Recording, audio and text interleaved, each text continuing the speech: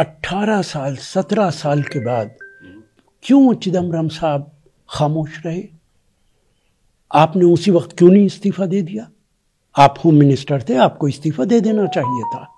आज इस बयान को देने की क्या मजबूरी थी? राहुल गांधी के हाथों को आप कमजोर करना चाहते हैं? राहुल गांधी लगातार कह रहे हैं कि मौजूदा बीजेपी सरकार ट्रंप के दबाव में काम कर रही है, ट्रंप के बयानात को कंट्राडिक्ट करने की हिम्मत नहीं कर रही है। आप कांग्रेस को कमजोर कर रहे हैं इस बयान के जरिए और भारतीय जनता पार्टी को मजबूत कर रहे हैं। आपकी क्या मजबूरी है? आप क्यों बीजेपी को ताकत देना चाहते हैं?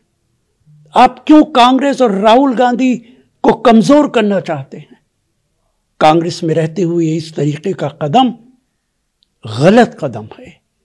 कांग्रेस की उनके बारे में तो मैं सिर्फ इतना कह सकता हूं कि घर को आग लग गई घर के चिराग से।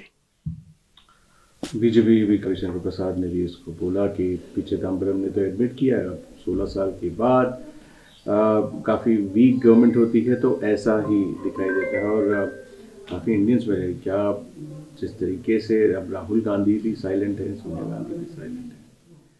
देखिए, उस वक्त ना तो राहुल गांधी सरकार के अंदर थे, ना सोनिया गांधी सरकार के अंदर थी। सरकार के अंदर देश के प्रधानमंत्री डॉक्टर मनमोहन सिंह जी थे।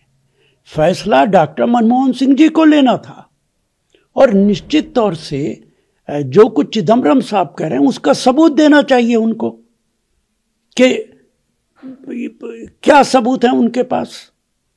लेकिन बड़ी बात यह है कि कांग्रेस ने उन्हें इतना कुछ दिया है, उन्हें होम मिनिस्टर बनाया, वो फाइनेंस मिनिस्टर रहे, अब लगातार दूसरे लोगों को नज़रअंदाज करके उनको राज्यसभा दी जा रही है, उनके बेटे को लोकसभा टिकट दिया जा रहा है और उसके बावजूद वो कांग्रेस को कमज़ोर कर रहे हैं, भारतीय जनता पार्टी के हाथों को मजबूत कर रहे हैं। ये दुर्भाग्यपूर्ण है। मैं उनके इस बयान की निंदा करता हूँ। जो टैरिफ अमेरिका ने हमारे ऊपर लगाया है उससे हमारे जो एक्सपोर्टर्स हैं, ख़ास तौर से वो जो अमेरिका को एक्सपोर्ट करते हैं, उनको भारी नुकसान होगा।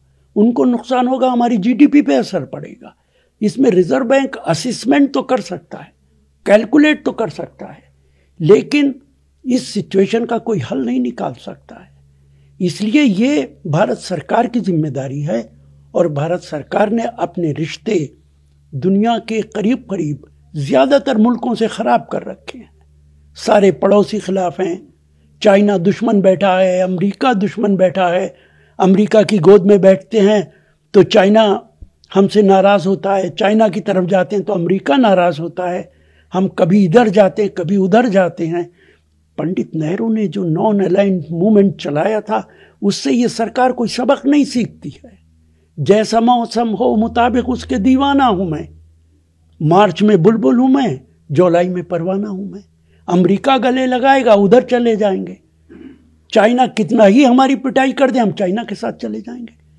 हमारी जो लड़ाई हुई उसमें चाइना पाकिस्तान एक साथ थे, इसके बावजूद आप जाके हाथ मिला रहे चाइना के प्रेसिडेंट से।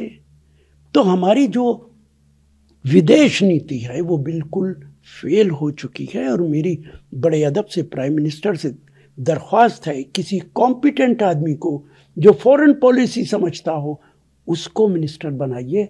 हर फॉरेन सेक्रेटरी अच्छा मिनिस्टर नहीं बन सकता है।